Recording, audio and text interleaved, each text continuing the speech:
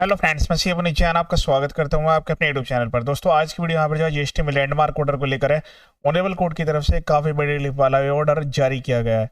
जो latest order है honourable Guwahati high court के द्वारा जारी किया गया है। पर्टिकुलर स्टेट में सेमेजिटीज एप्लीकेबल रहने वाला है, बाकी अदर स्टेट में भी इसका आप बेनिफिट ले पाएंगे। चेक करना होगा आपको आपकी ऑनरेबल जुडिशल हाई कोर्ट ने इसके रिगार्डिंग क्या भी प्रोवाइड किया है। आईटीसी क्लेम को लेकर लैंडमार्क ऑर्डर है, जहां पर किसी पर्सन ने गुड्स या सर्विस बाय किए हैं और उसको जीएसटी डिपार्टमेंट से नोटिस जारी कर दिया गया है कि क्योंकि यहाँ पर सेलर का डिफॉल्ट है, सेलर बोगस है, सेलर एग्जिस्ट नहीं करता है, सेलर ने अपने टैक्स को नहीं भरा है, उस वाले पॉइंट को लेकर काफी बड़े रिलीफ वाला ऑर्डर जारी किया गया है। वीडियो को पूरा एंड तक देखिएगा, लास्ट में मैं इसको समराइज भी करूंगा। अगर आपको इसकी पीडीएफ कॉपी की रिक्वायरमेंट है तो आप रेट पिटिशन नंबर से सर्च करेंगे तो डायरेक्ट आपको डाउनलोड करने के लिए मिल जाएगा। ऑनरेबल कोर्ट की वेबसाइट पर जाकर यहाँ पर आपको रेट पिटिशन नंबर से सर्च करना है। लेटेस्ट अभी यहाँ पर जो है जून 2026 का ऑर्डर है और इसमें यहाँ पर काफी डिटेल में डिस्कशन किया गया है। अदर ऑनरेबल कोर्ट का भी जो केस है वो भी यहाँ पर रेफरेंस में लिया गया है। तो इस वीडियो को पूरा एंड तक देखें और ध्यान से समझिए, आप भी इसका बेनिफिट ले पाएंगे। उसके अलावा जब भी आप रिप्लाई बना रहे हो अपने, या फिर अगर आप अपील में जा रहे हो, तो ऑनरेबल कोर्ट के जो भी ऑर्डर्स लेटेस्ट आए हुए हैं उनको जरूर कंसिडर करें, मेंशन करें। इससे आपके फेवर में केस आने के चांस काफ़ी ज़्यादा हो जाते हैं। आपने यूट्यूब चैनल पर मैंने काफ़ी सारे वीडियो ऑलरेडी अपलोड किए हुए हैं, इसमें अलग अलग ऑनरेबल कोर्ट की तरफ से काफ़ी फेवरेबल ऑर्डर्स भी आए हुए हैं। वीडियो भी आप एक बार देख सकते हैं। सेक्शन 74, 73 अलग अलग ऑनरेबल कोर्ट के फेवरेबल ऑर्डर्स भी हैं, वो भी आप एक बार जरूर चेक करिएगा कि ताकि आपको यहाँ पर काफ़ी उसमें रिलीफ मिले। और हर टाइप के नोटिस के रिप्लाई, और अगर ऑर्डर जारी हो गया है तो उनमें कैसे अपील करनी है, क्या क्या मेंशन करना है, उन सबके ड्राफ्ट फॉर्मेट्स भी वीडियो के डिस्क्रिप्शन में अवेलेबल है। वो भी आप एक बार वीडियो देख सकते हैं, ड्राफ्ट्स को डायरेक्टली डाउनलोड करके मॉडिफाई कर सकते हैं। चैनल का पर्पज फुली एजुकेशनल है। वीडियो को शेयर करें ताकि सभी को उसका बेनिफिट मिल जाए। उस केस को ध्यान से समझिएगा। जो एसएससी है उन्होंने ऑनरेबल कोर्ट के बिफोर ये रेट पिटिशन फाइल किया और उनको यहाँ पर जेन्युइन हार्डशिप कंसिडर करते हुए रिलीफ भी यहाँ पर दी गई है। जो केस है यहाँ पर बी ए डिसाइड हुआ, लेटेस्ट ऑर्डर है 3 जून 2026 का। डिपार्टमेंट की तरफ से लन काउंसिल है, एसएससी की तरफ से लन काउंसिल, दोनों ने अपने सबमिशन को सबमिट किया।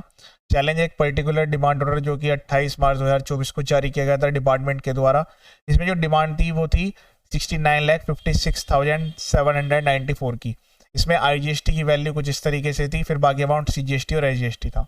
और the period of July 17 to March 19, तो इसमें मल्टी ईयर भी आपके कवर हो गए। तो 18, 18, 19 ये दोनों पीरियड कवर है। बाकी अगले सालों में भी इसका सेम बेनिफिट इसी तरीके से मिलेगा, क्योंकि यहाँ पर डायरेक्टली ऑनरेबल कोर्ट ने बोनाफाइडेड डीलर्स जो भी हैं उनको यहाँ पर काफी बड़ी रिलीफ प्रोवाइड की है।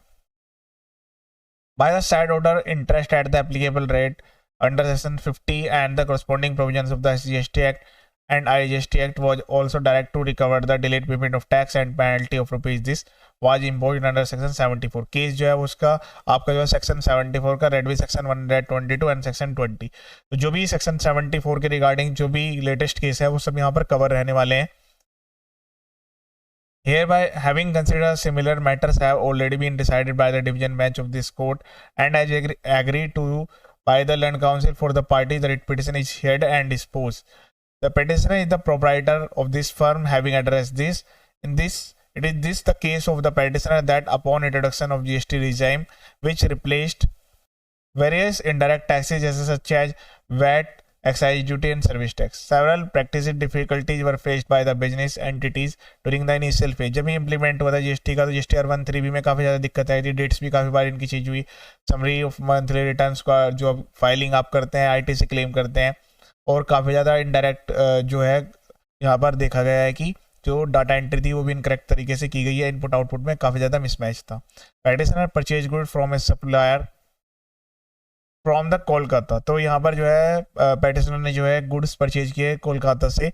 वहाँ पर जो है असेसमेंट 17, 18, 18, 19 का केस है। और जब यहाँ पर इनको गुड्स रिसीव हुए, जो पेटिशनर थे उन्होंने पूरी की पूरी पेमेंट उनको कर दिया अलॉन्ग विद द टैक्स। तो यहाँ पर जो है कैलकाटा से यहाँ पर गुड्स बाय किए गए हैं और जो पेमेंट है वो जीएसटी की अमाउंट जो है सेलर को की जा चुकी है थ्रू द बैंकिंग चैनल्स। ये पॉइंट नोट करें, प्रॉपर इनवॉइस इनके पास है, प्रॉपर चैनल से पेमेंट इन्होंने की है। On the allegations of the availing ineligible ITC on the strength of the invoice issued to the some proprietor firm without actual receipt of goods and without actual supply of goods, someone were issued by the DGI। तो यहाँ पर जो allegations लगाई गई है वो input tax credit की, आपने इनएलिजिबल इनपुट टैक्स क्रेडिट को क्लेम कर लिया है केवल यहाँ पर इनवॉइस के बेस पर किसी प्रोप्राइटर फर्म से, जहाँ पर आपने एक्चुअल में गुड्स जो है रिसीव नहीं किया। ऐसा समन इनको DGI यूनिट के द्वारा भेजा गया 5 अप्रैल 2019 में by submitting all the relevant document. इससे कहा गया है कि आप जितने भी डॉक्यूमेंट्स हैं वो सबमिट कराएं, including GSTR 133 purchase invoices for the period of July 17 to March 19 on the basis of which ITC was availed and utilized। इसके बेस पर आपने ITC यूटिलाइज किया। Thereafter the respondent authority issues search authorization and conduct a search at the business premises of 9 July 2019। 9 जुलाई 2019 को इनके यहाँ पर search भी conduct की गई। Wherein no incriminating metals were recovered, कोई ऐसा मेटेरियल रिकवर नहीं हुआ, ना सीज किया गया डिपार्टमेंट के द्वारा।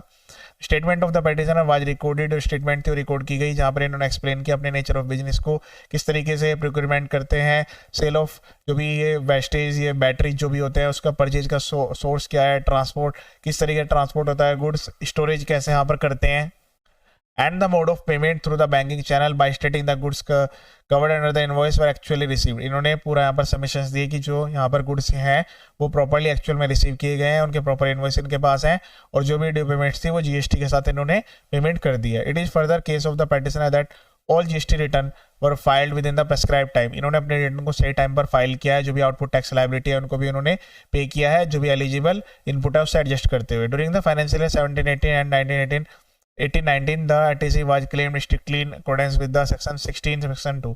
16(2) के अकॉर्डिंग यहाँ पर जो है क्लेम किया जाता था after fulfilling the all statutory condition prescribe thereunder. तो ये कह रहे हैं कि इन्होंने पूरी कंडीशन को फॉलो किया है सेक्शन 16 सेक्शन 2 की।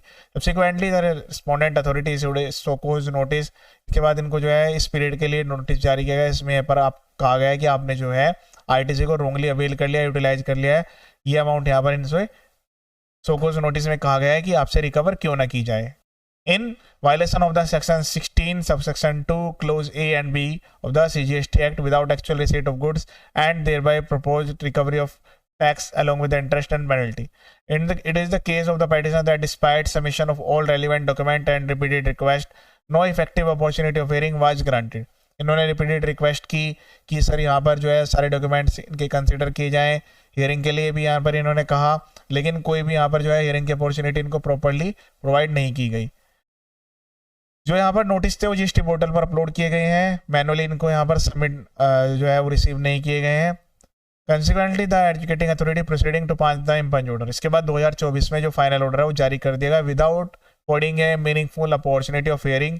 मीनिंगफुल अपॉर्चुनिटी नहीं मिली है इनको, ये पॉइंट भी आप नोट डाउन कर ले। तो ऊपर भी हमने यहाँ पर एक पॉइंट देखा था, यहाँ पर नोटिस जो है वो यहाँ पर इनको भेजा गया, कोई भी मैटेरियल इनके यहाँ से रिसीव नहीं हुआ, इन्होंने प्रॉपर ITC है बैंकिंग चैनल वाला एक पॉइंट था वो भी आप नोट डाउन कर ले। उसके अलावा मीनिंगफुल अपॉर्चुनिटी ऑफ हियरिंग इनको नहीं दी गई। And without issuance of form GST DRC 07, the petitioner further contends that sole basis of the ITC denial is the alleged failure of the supplier। जो यहाँ पर सोल बेसिस से बनाया गया है कि सामने वाले पर्सन ने अपने टैक्स को पे नहीं किया, to discharge the tax liability circumstance which is entirely beyond the control of the petitioner. ये भी जरूर यहाँ पर नोट करें आप, जब भी आपको नोटिस आए तो आप ये जरूर मेंशन करें कि ये जो एक्टिविटी यहाँ पर हुई है बियॉन्ड द कंट्रोल है, मतलब आपके कंट्रोल में नहीं है ये वाली एक्टिविटी।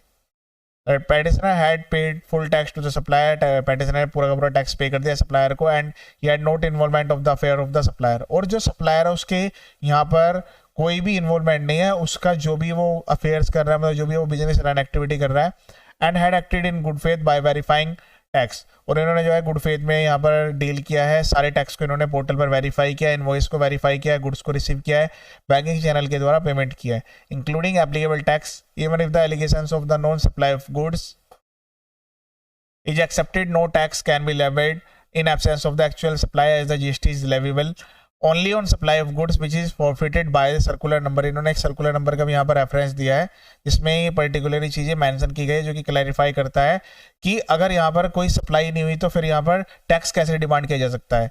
ये भी पॉइंट आप जेन्युइन यूज करें कि जब यहाँ पर इन्होंने कोई सप्लाई रिसीव नहीं की, जब एक्चुअल में इन्होंने परचेज ही नहीं की, तो फिर सेल कैसे कर सकते हैं, और अगर यहाँ पर सेल ही नहीं हुई तो फिर आप किस चीज़ का टैक्स इनसे मांग सकते हैं।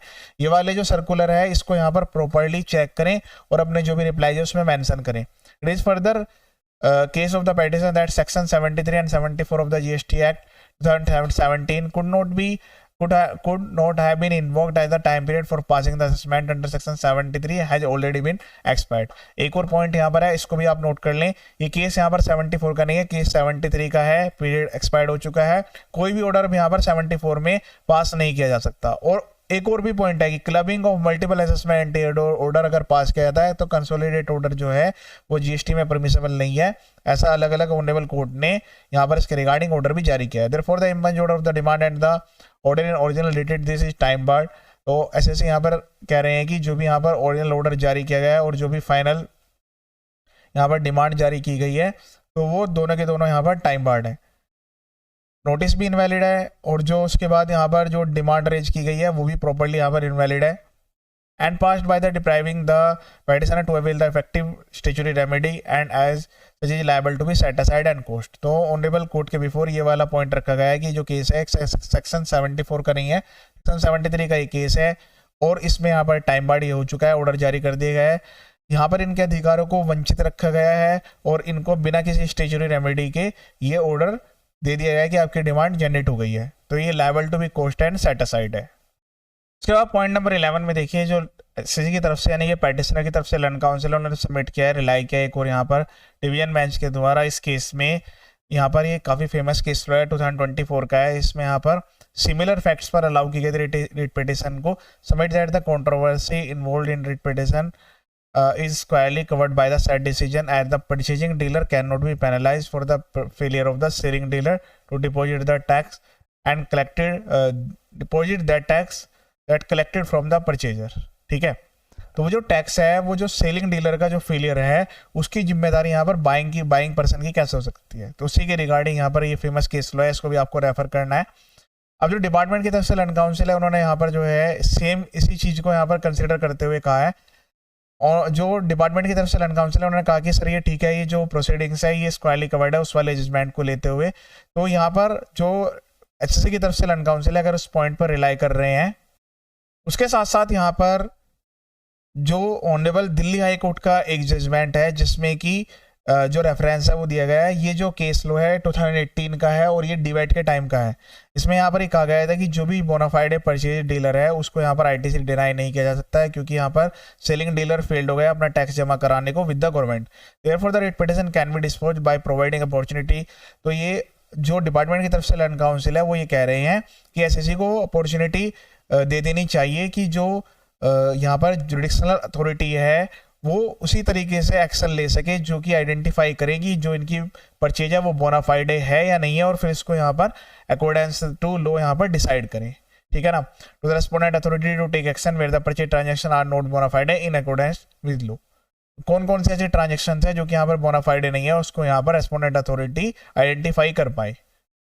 I have consider the submission of the land council for the parties. Honourable court ने दोनों तरफ के जो लैंड काउंसिल है उनको सबमिशन को एक्सेप्ट किया है। The division bench of this court in this case examined and considered the issue as regarding the input tax credit and the failure of the seller dealer to deposit the tax from the purchasing dealer।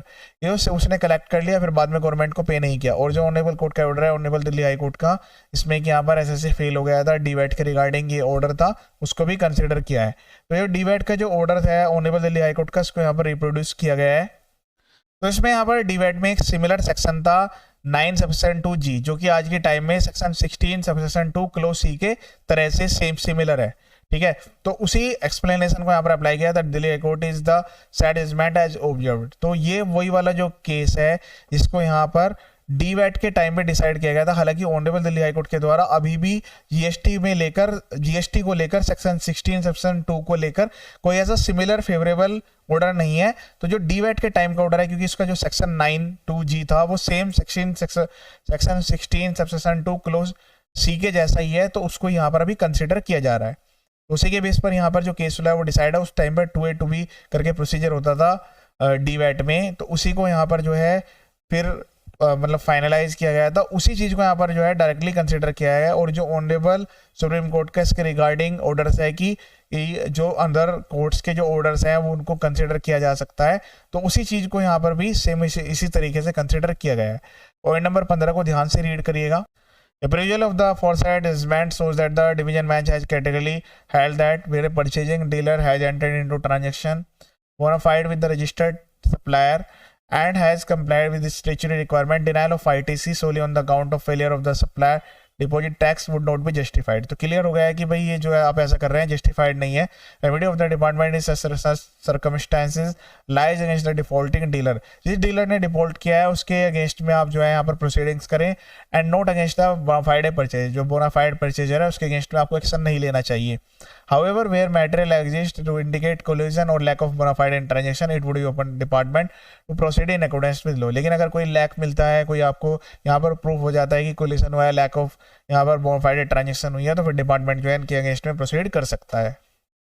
The present case, both the land council for the parties consists that the issue involved stand covered by the division of this bench। तो ये honourable court को यहाँ पर जो दोनों तरफ के land council है दोनों ने सिमिलर केस लो यहाँ पर सबमिट किया है, तो ऑनरेबल कोर्ट ने इसको प्रॉपर्ली कंसिडर करते हुए जो प्रेजेंट प्रोसीडिंग्स है उसमें भी यहाँ पर एज इट इज कंसिडर कर लिया है। Accordingly the impugned order dated this passed by the assistant commissioner CGST is hereby set aside and coast. तो यहाँ पर सेट असाइड करके कोस्ट किया गया। It is however made clear that respondent authorities shall be at liberty to proceed in accordance with law। लेकिन यहाँ पर department को लिबर्टी दी गई है कि वो अकॉर्डेंस टू यहाँ पर प्रोसीड कर सकते हैं जो भी मैटेरियल इंडिकेट करता है ट्रांजेक्शन अगर बोनाफाइडे नहीं है और यहाँ या फिर ये पाया जाता है कि इन्होंने यहाँ पर षड्यंत्र किया है, कोल्यूजन है सप्लायर के साथ, जो कि यहाँ पर डिवीजन बेंच के द्वारा यहाँ पर डिसाइड किया गया था, तो फिर इनके अगेंस्ट में भी एक्शन हो सकता है। इस तरीके से रेट पिटिशन को यहाँ पर अलाउ किया गया है। सेक्शन 16 सेक्शन 2 क्लोज सी को लेकर ये काफ़ी बड़ा रिलीफ वाला ऑर्डर है।